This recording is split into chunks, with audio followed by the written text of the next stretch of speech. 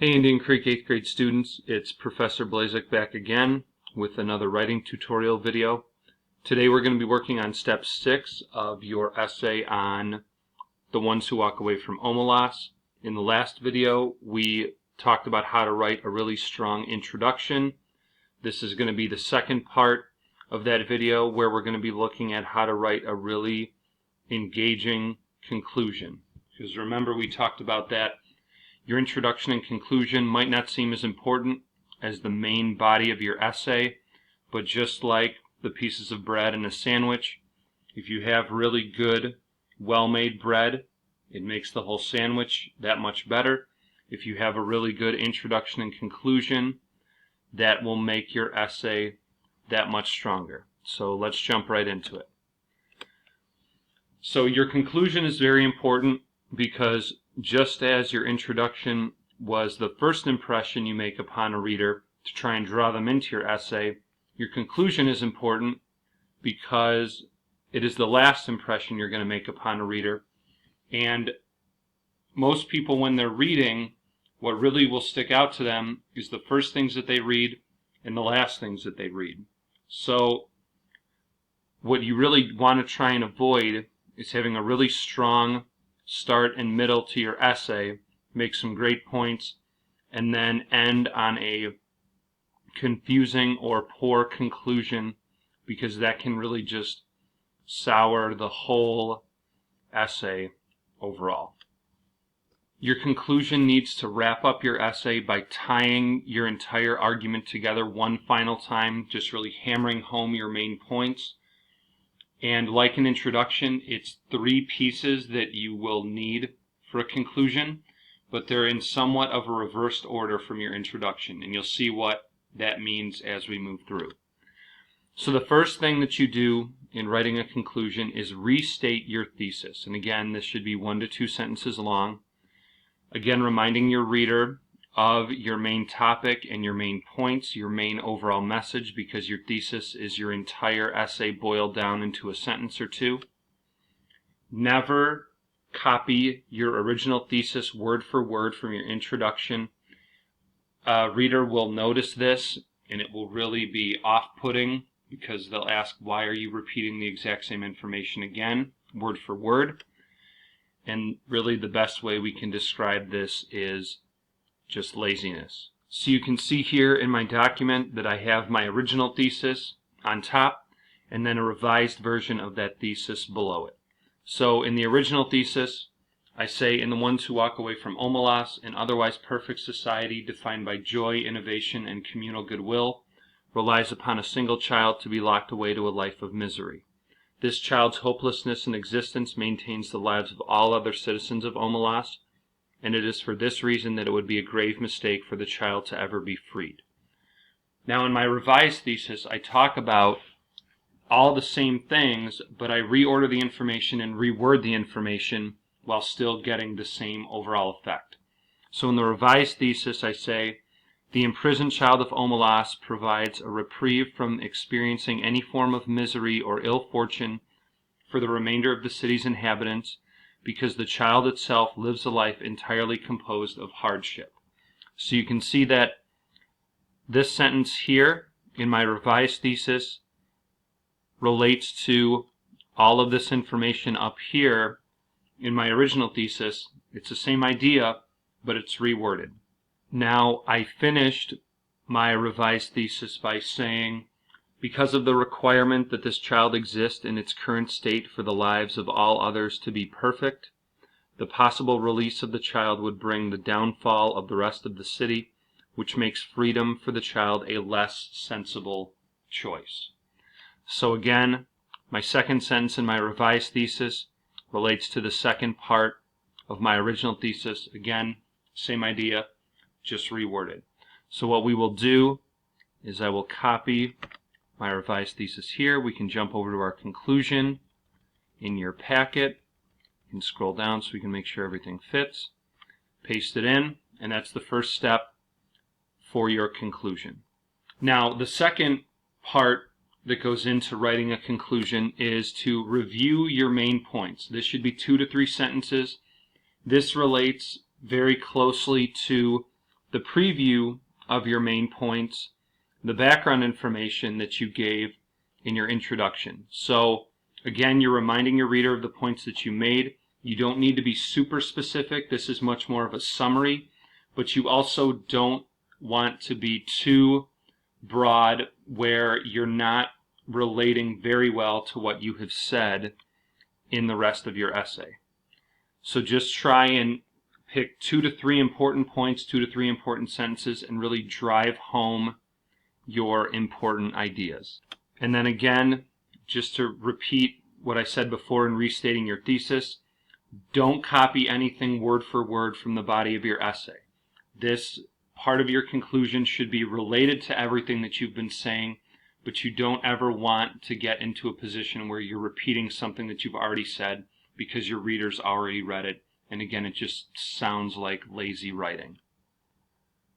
So we're back into our conclusion sheet, and here is the information that I have added as my review of my main points. I'll change it to purple just so you can be clear what's the thesis and what's the review of the main points. So what I said was, while the child's existence is a heartbreaking one, maintaining a myriad of perfect lives with the sacrifice of one life to hardship is a better course than all lives in the city of Omelas existing below perfection. Again, I'm reminding my reader that I feel that sacrificing that one life for the betterment of everybody else is the better path to choose. And then I say the child's detriment allows the citizens of Omelas to appreciate the perfection of their own lives, as well as holding up the very advanced, successful culture of the city. Again, reminding the reader of exactly why the child has to be there and what the other citizens gain by the child being there. And then I end my review of my main points down here by saying, if the child were freed, not only would the lives of all others be torn down, but the child itself would only experience a minimal improvement of life due to its time spent locked away. Again, that relates back to one of the points I made before, which was that if the child were to be taken out of its prison, the lives of everybody else in the city would be torn apart, and the child itself would not gain as much, nearly as much, improvement on its own life because of its time spent locked away and the effects that that time has had upon the child. So, 3 sentences. Each one goes back to one of the main points that I made in my essay, while not repeating word for word anything that I have already said. And now the last piece of your conclusion that you need to add is what's called your final thoughts. And the question you can ask when coming up with your final thoughts are, what is the last idea that you want your reader to take away? You've made your points, you've given your evidence, and if you have the chance to give one more thought or one more piece of information to your reader, this is where you would mention it. So you could make a connection between your essay and the real world that your reader obviously lives in, so that, yes, the essay covers important parts about the story, but really good writing will always be something that a reader can relate to their own lives, and definitely something that will exist somewhat outside of the story. So we're going to jump back over to our document and see what we can add in for that. So we're back here in our Word document, and here is the final thought that I have composed to end my conclusion. And we'll switch it over to red just so everyone can again keep in mind the different parts of a conclusion. So what I have added as my final thought is, while there is no society in the real world that mirrors Omelas, there is a great deal of hardship forced upon people of the world, both young and old.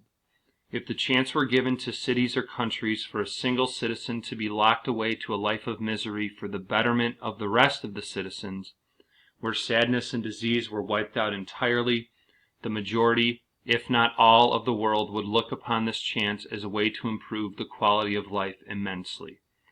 There are no great gains made without some sacrifice, and in the grand scheme of things, one life to save thousands or even millions of others is a price that should willingly be paid. And I'll scroll down just in case part of that video gets cut off. So in my final thought, I make sure to connect the fact that obviously there is nothing like Omelas in the real world, but there are lessons that can be taken from the story and applied to the real world. And again, relating to my argument, I say that if areas of the world were given the same opportunity, where all the bad things in their culture were wiped out entirely, if one person were given up to this life of misery, my belief is that a lot of places in the world would take this chance because of the improvement that would be felt by so many other people. And this relates to a lot of the things we talked about in class, a lot of the questions that I asked all of you to discuss about if and when a situation like the one in the story would be acceptable. And then I end with my little memorable phrase, which is, there are no great gains made without some sacrifice. Again, relates to the story, but also relates to the real world, because I think most people would agree that you can't gain anything truly great without some sort of sacrifice to be given. So again, conclusion is 3 parts. You restate your thesis, you review your main points, and then you leave your reader with a clincher, a final thought that they can relate to their own lives that also relates to the story. And you'll notice too that in my conclusion I avoided a lot of the really basic conclusional thoughts that people will sometimes put into their essays. I never said, these are the reasons why I feel this way, or this is the information that I found from the story, or this is what I believe about the city of Omelas. And there are habits that you can fall into where you try to just add in these little bits of information to just wrap everything up, but it really doesn't add anything to your reader, and it really just comes off again as poor writing and as laziness if you just have this great essay and then end it with, and this is what I found, or and this is what I think. So again, try and really avoid that. Your conclusion is something that will definitely take some time, take some effort, and some complex writing into these sentences for it to be really, really strong. But I hope that this video and the rest of the videos on this essay have been helpful in giving you an idea of exactly what it will take to have a great piece of writing and to really make all of your points and make them well so that your reader will understand and appreciate what you have to say.